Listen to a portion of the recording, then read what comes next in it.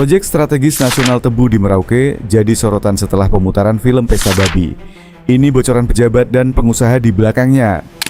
Secara terang-terangan kan memang ketika pembukaan seremoni penanaman tebu pertama di PT Global Papua Abadi ini dua orang ini hadir. Ya, ini ada Pak Jokowi. Ada Pak Jokowi ya, Pak Jokowi, ada Martua Sitorus, sekarang grup KPN, ada Martias ini Vanggiono ya, keluarga Vanggiono. Ya. Nah, ini sebenarnya sudah terbuka sekali. Ya. Sudah banyak yang mengulas ya. Nah, walaupun kalau kita cek, nah ini kita cek ke struktur, ini ada 9 perusahaan, jadi satu perusahaan ini berbeda secara struktur, tapi secara keterhubungan masih terhubung dengan dua perusahaan ini, Pak. Yang mantan pejabat publik gitu Bang ada? Nah, memang dari beberapa orang yang sangat kentara begitu ada dua nama.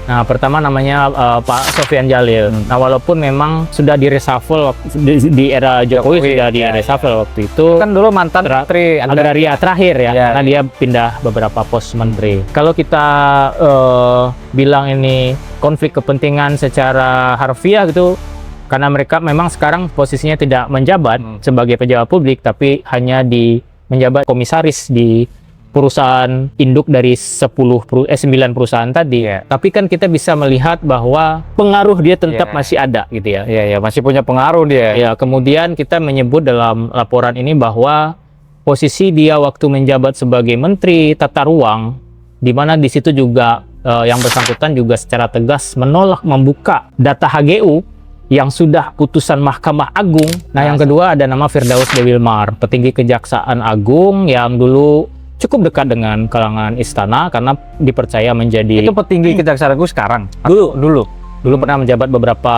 kajati di Gorontalo kalau nggak salah. Dia pernah menjabat sebagai Satgas IKN, menjabat sebagai Satgas Percepatan Swasembada Gula dan Bioetanol di Merauke. Ketika Bahlil menjabat sebagai Menteri Investasi.